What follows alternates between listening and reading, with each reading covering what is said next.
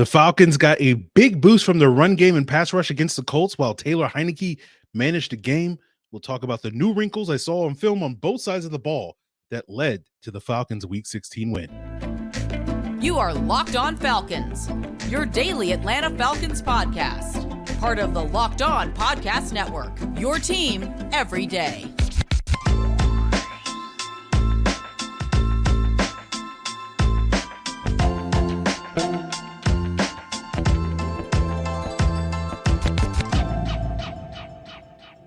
Welcome back, everyone, to another illustrious episode of the Locked On Falcons podcast, your daily Atlanta Falcons podcast, part of Locked On Sports Atlanta, your team every day. And today's episode is brought to you by Game Time.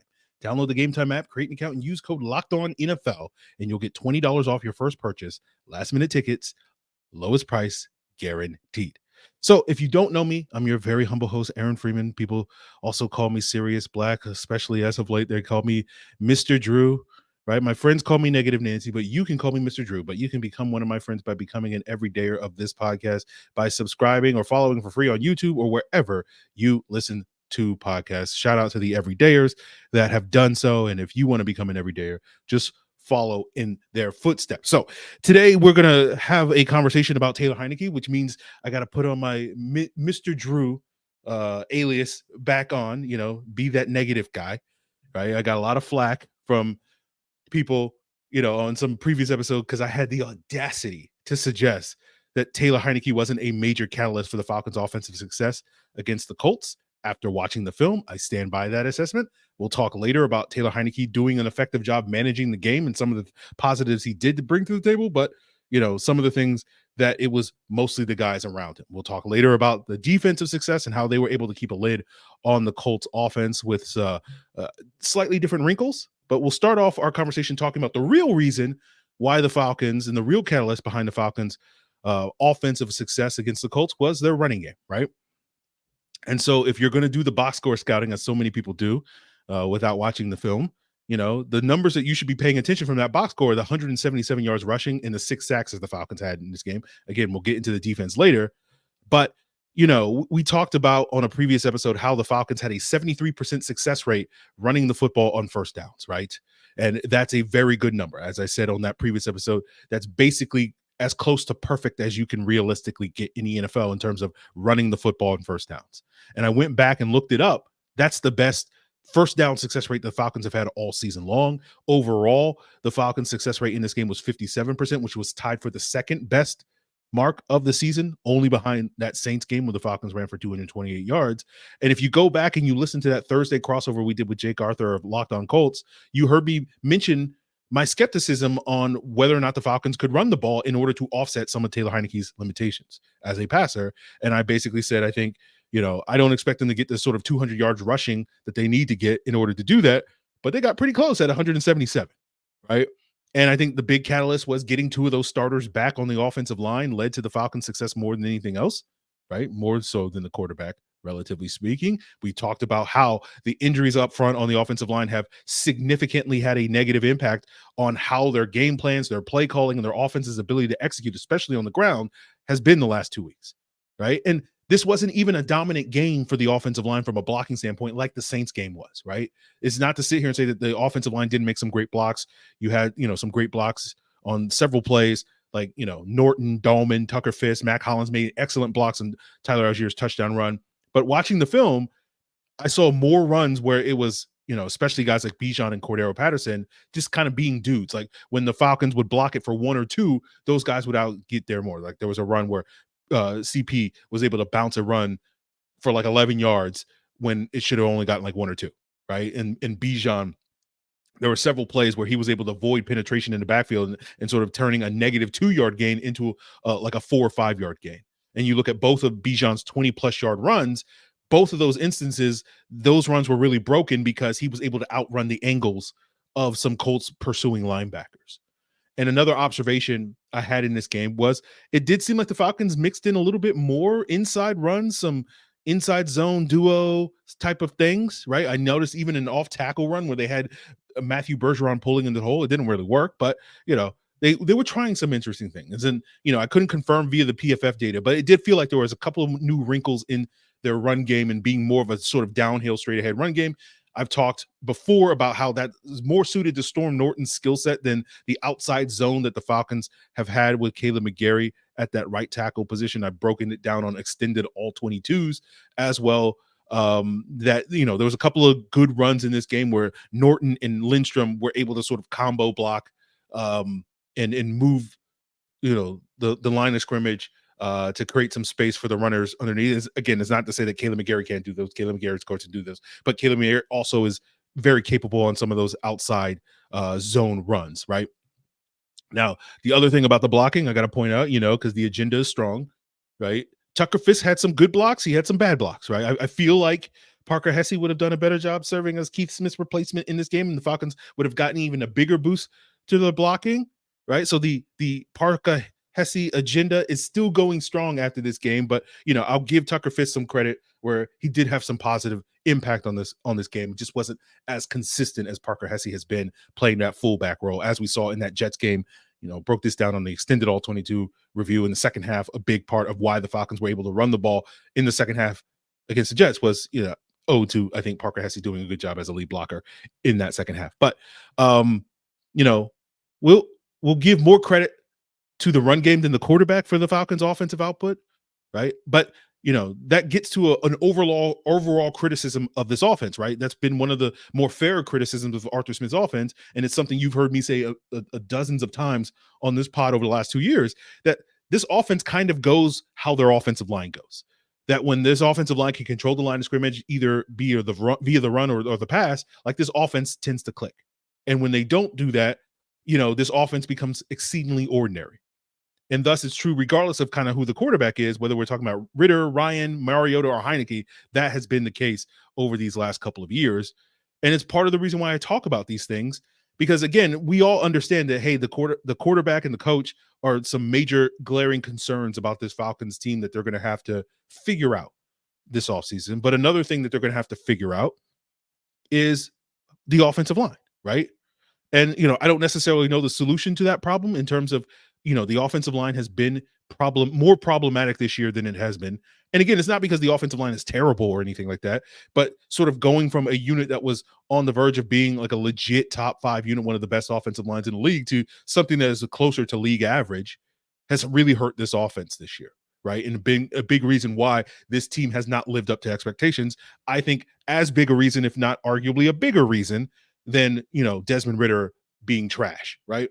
As so many people would lead you to believe. So we'll see what the Falcons do on the offensive line, right? My expectation, my best guess is they'll run it back with the same starting 5, hoping that the continuity that they got this year of those guys mostly playing together will lead to improved play from that unit in 2024. You also hopefully get more consistency out of a young player like Matthew Bergeron in year 2 versus year 1, right?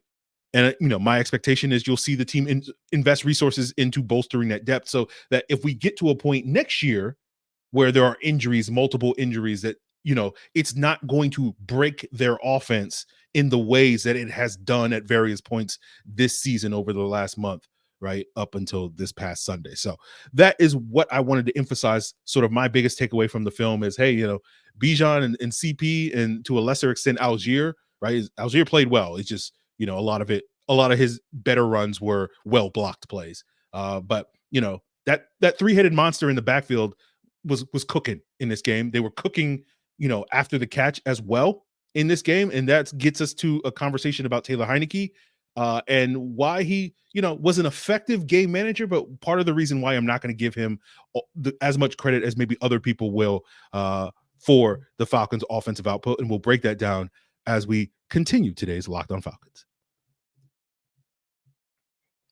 Guys, I want to tell you about Game Time, the fast and easy way to buy all the tickets to the sports, comedy, music, theater near you with killer last-minute deals, right? Which means you can buy tickets in seconds right up to the start of your event. They have all-in prices, means you're not going to get hit with hidden fees. Views from your seat so that you see the view before you buy, so you know exactly what to expect when you arrive. And their best price guarantee means that if you find tickets in the same section and row for less, they'll credit you 110% the difference. Game Time is taking the guesswork out of buying tickets. Download the Game Time app, create an account, and use code LOCKEDONNFL for $20 off your first purchase. Terms apply. Again, create an account and redeem code LOCKEDONNFL, and you'll get $20 off. Download Game Time today. Last minute tickets, lowest price guaranteed. So, continuing today's episode, want to plug the Locked On Sports Today 24/7 streaming channel, the first of its kind. Check it out if you want to get all the national stories across all the leagues, as well as that local expertise that only Locked On can give you. And of course, we have the same thing for those of you that are a little bit more local with Locked On Sports Atlanta, their 24/7 streaming channel, so you can get that local flavor as well. So check those out on YouTube, the first of their kinds, right? So let's talk about Taylor Heinicke. Now, let me say up front, Taylor Heinicke was fine in this game, right? I don't think he did anything especially great, right? Outside of a few plays. I don't think he did anything especially terrible outside of a few plays, right? And again, I know it's going to come off as super negative to a lot of you, right? Mr. Drew, you know, I know some of you guys accuse me of being a Heinicke hater, which is no different than a lot of people that accuse me of being a Matt Ryan hater 2 years ago, Marcus Mariota hater, right? I remember a couple months ago, people were saying you're a Desmond Ridder hater because you weren't sitting here talking about how incredible that one series he had against the Bengals was in the preseason, right? You know, and it's so clear that I just hate all Falcons quarterbacks. So at least I'm consistent, right? You can give me that, right? You know, I have the audacity to be more critical than praising of the various Falcons quarterbacks, especially in recent years, because how dare you? How dare you not heap tons of praise on the Falcons passing attack that has consistently been below average for 3 consecutive years, you know, whether that's the 19th, 17th, or 21st most efficient passing attack these last 3 years, right? You know, which, you know, I know is a contributing factor to why some people want Arthur Smith out. It's like, why isn't it working? Yeah, you're right. That's fair. But, you know, one of the things I talked about on Monday night's episode, Tuesday's episode, depending on when you listen to it, you know, we got a lot of yak in this game. And, you know, that was basically guys being dudes, right? Similar to the running game, right? And I noticed some comments on that video where people were like, oh, that's due to Heinicke getting the ball out quicker. And like, it makes sense if you haven't watched the film that that's probably true, that those two things are related, but it's not true when you watch the film, right? You know, because a lot of that yak came on screen passes. And this is why we've been talking about since like week 3 or 4 about quote unquote level 1 play calling being screenplays, or basically taking the quarterback out of the situation. And the Falcons run screens, you know, based off of the PFF data about twice the rate, almost twice the rate under Heinicke than they did under Desmond Ridder, right? It's about 15% of Heinicke's dropbacks or screens versus 9% on Ridder. So that's like 67% increase, right?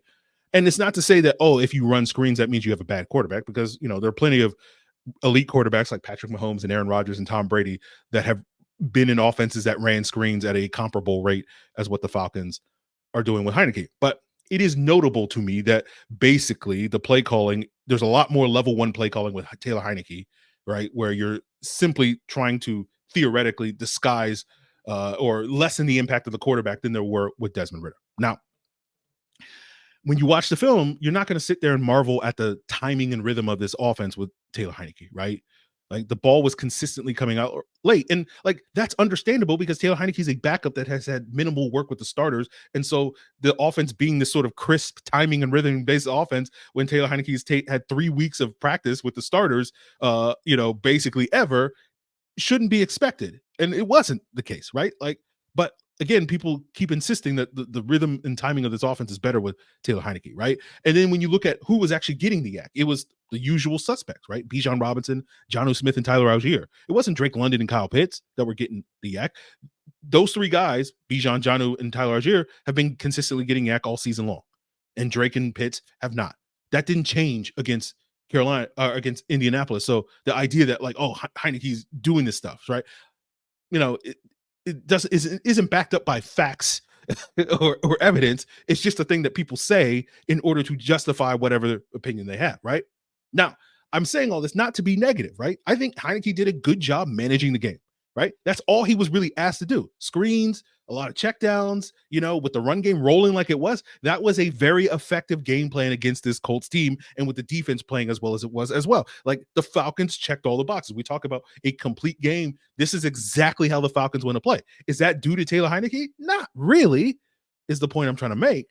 It was all the other things around Taylor Heinicke, but Taylor Heinicke did his job. And I'm not sitting here trying to sit here and be like, that's a bad thing with Taylor Heinicke, right?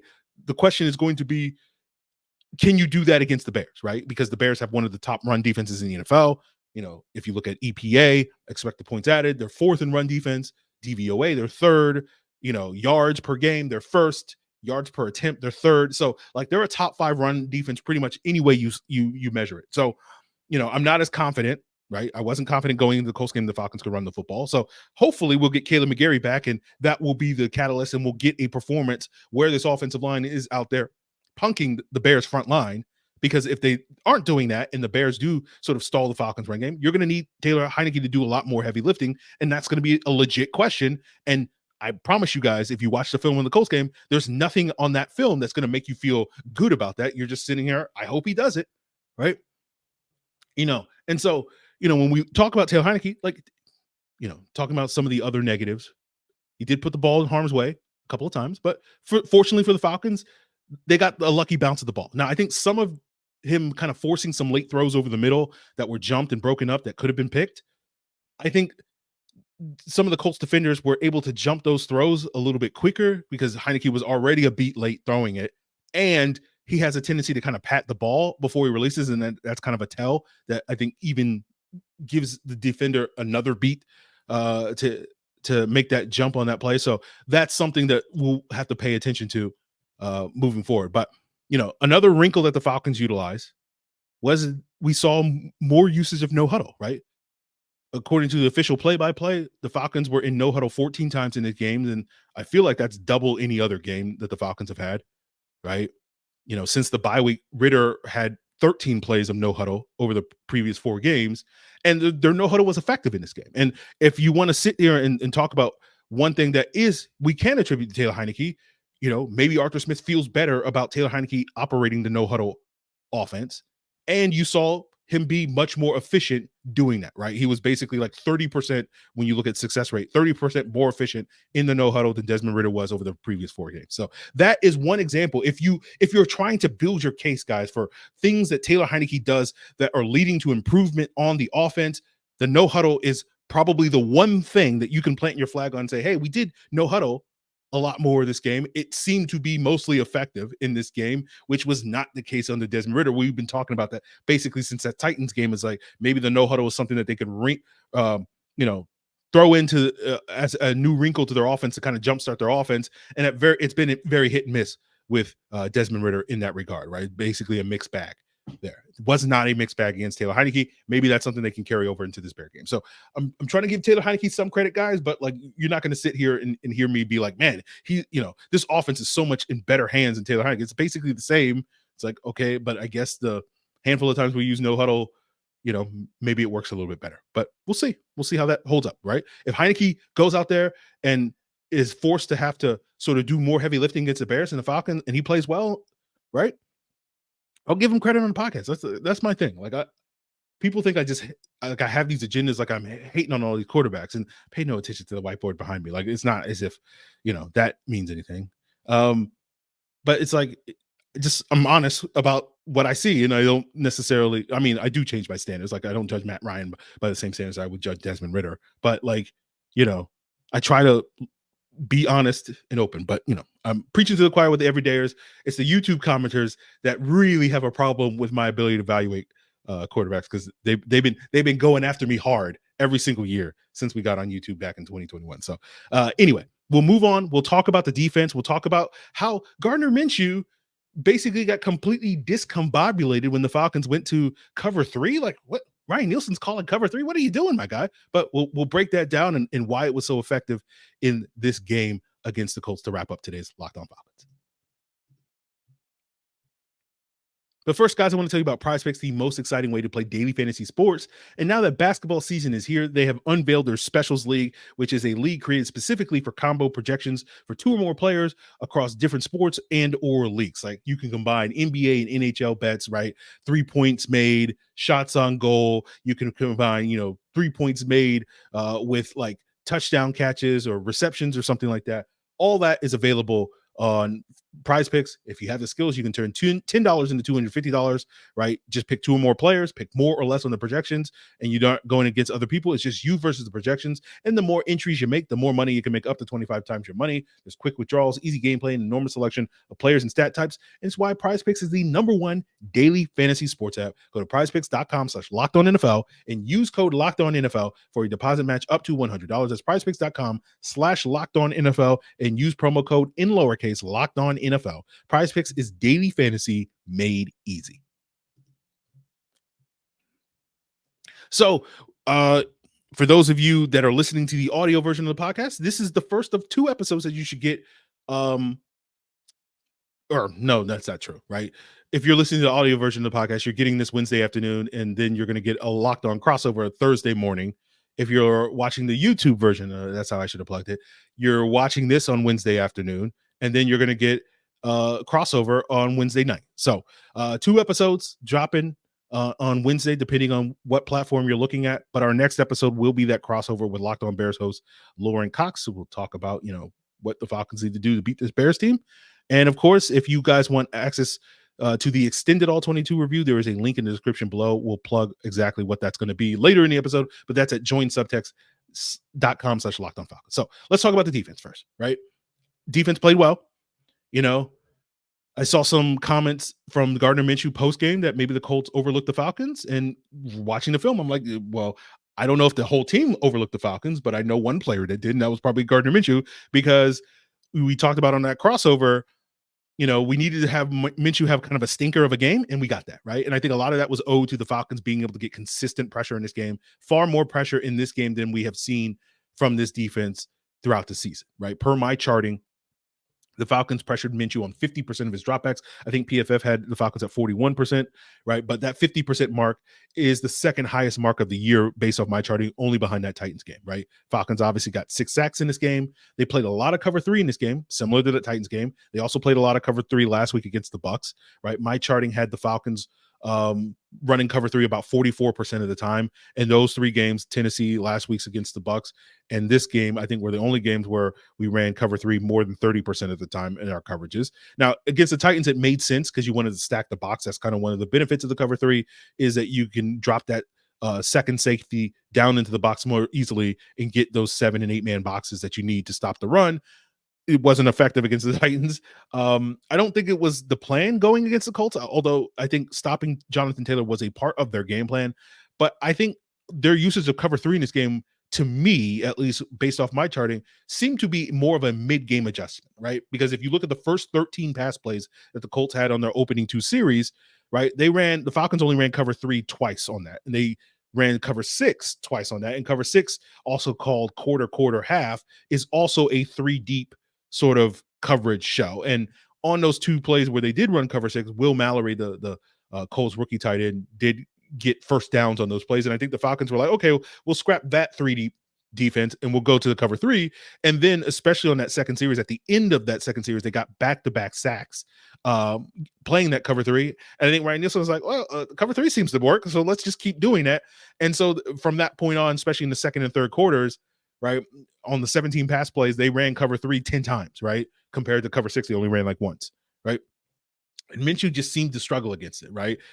His passer rating when the Falcons ran cover 3 based off my charting was 33 in this game. He had an interception against cover 3. 5 of the team's 6 sacks came when they were playing cover 3. They were able to pressure him on 60% of his dropbacks based off my charting. And as you guys well know, if you've been paying attention to this podcast, been in every day or all year long, that sort of break-even point of where you can get, where I think competent pressure is like 35% or higher is basically what you're shooting for. And so to basically almost double that number at 60% is a testament to how well the Falcons front played. And I was shocked to see, again, the run game surprised me. The pass rush surprised. I did not think they would be able to dominate this Colts O-line like the ways they did. But they really got off of Blake Freeland. I know I didn't chart how many pressures he gave up myself, but I know PFF had him with like 9 pressures in this game. They even, got the better of Quentin Nelson. LaCale London was being very disruptive in the middle against like Ryan Kelly and whatnot. Well, that was more against the run than the pass, but right. And so, the fact that the Falcons were able to get pressure, they were consistently able to move Minshew off of his spot, right? Like one of the things I chart is, why wasn't the ball caught? Is it a drop? Is it a pass breakup? Is it a poor throw, etc. Right?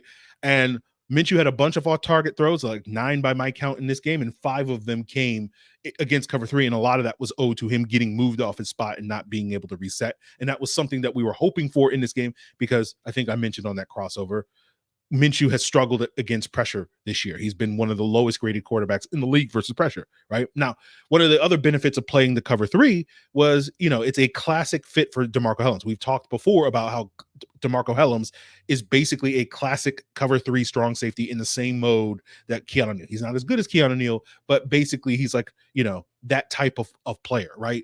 And I think we're going to see a lot more cover 3 now that Hellam is sort of taken over as the starter these next couple of weeks against the Bears and Saints. Like, personally, the data I've seen from Cody Alexander at the Coach A on Twitter, both the Bears and Saints, Falcons as well, are top 5 this year in terms of offenses that see the highest percentage of cover 3, that teams tend to defend them with cover 3. It's like Tennessee, Atlanta, Chicago, New Orleans, and I'm blanking on who the other team is.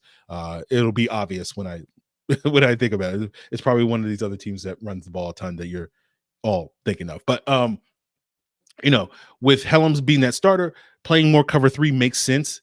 I think that's a big reason why we've seen them dial that up the last 2 weeks, because it's a better fit for Hellam's skill set than what they were doing previously. Now, I don't think that's going to hold up into next season, right? And so that's part of the reason why, like, I don't see DeMarcco Hellam as anything more than like a short-term starter for the Falcons to finish out this season. And then the Falcons we'll see if they should go into the offseason looking to upgrade that safety position to give them more of that sort of split safety that they want to be. And I think they're probably going to have to be, given who's on their schedule next year with the higher level of quarterback play, and thus being much more concerned about giving up the explosive play. You're going to play a lot more split safety stuff than probably the cover 3 stuff. Not to mention their cover 2, based off my charting, has been their most effective coverage this year when you look at success rate against it this year. So there's all the reason for the Falcons to go back to more cover 2, but they need to. I don't think Hellam is really good in that role. He's functional. Richie Grant was fine. Clearly, like, it wasn't as if he was doing terrible in that, given he started most of the year and the Falcons have been mostly effective playing that. But I do think the Falcons will need to upgrade that position this offseason, but we'll see about that. So that's it, guys. Those are my main observations. The run game was a big boost. The pass rush was a big boost. Gardner Minshew really struggled against cover 3, and Taylor Heinicke did an effective job managing the game. Those are sort of my biggest takeaways watching the film.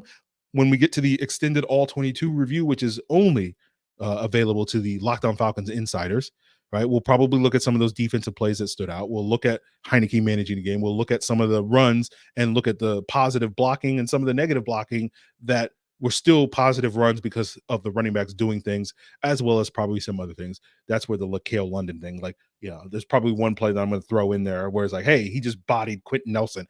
Not too many dudes have done that in the league. So, hey, LaCale London, I see you, right?